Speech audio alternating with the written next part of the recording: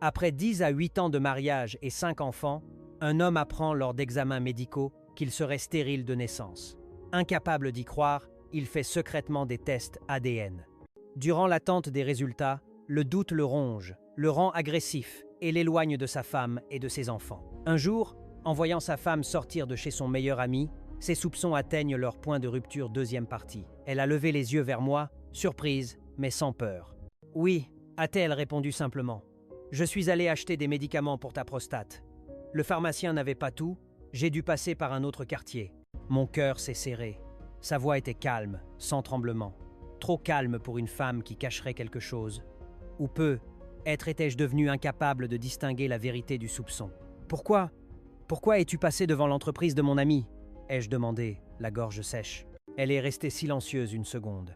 Puis elle a soupiré et s'est assise. « Parce que je suis allé le voir. Oui, le monde s'est arrêté. Depuis quelque temps tu changes. Tu cries, tu repousses les enfants, tu dors ailleurs. J'ai eu peur. J'ai pensé que tu me trompais ou que tu préparais quelque chose sans moi. Alors je suis allé lui demander conseil. C'est ton ami. Je croyais qu'il pourrait m'aider à te comprendre. » Ces mots m'ont frappé plus fort qu'un aveu de trahison. Elle n'était pas sur la défensive. Elle était inquiète. « Pour moi, il m'a dit que tu traversais une période très dure. » A-t-elle continué. « Qu'il fallait être patiente. Qu'il fallait surtout que je reste près de toi. » Je me suis levé brusquement, pris de vertige. Tout ce mois de haine silencieuse, de regards fuyants, de cris contre des enfants innocents, tout reposait sur un doute qui me rongeait de l'intérieur. Une semaine plus tard, le laboratoire a appelé. Je n'ai pas décroché tout de suite. Mes mains tremblaient. C'est ma femme qui a pris le téléphone. Elle a pâli, puis m'a regardé longuement avant de me tendre l'appareil. « Monsieur, les résultats sont formels.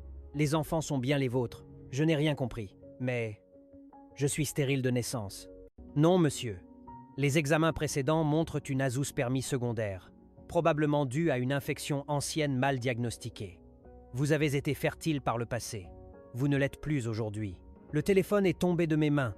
Je me suis effondré sur le sol, comme un homme vidé de son âme. Ma femme s'est agenouillée près de moi, m'a pris la tête contre sa poitrine. Je pleurais comme je n'avais jamais pleuré. Les enfants sont entrés, inquiets. Je les ai regardés, tous, un par un. Leurs visages, leurs yeux, leurs gestes, tout ce que j'avais rejeté par peur. « Pardonnez-moi », ai-je murmuré.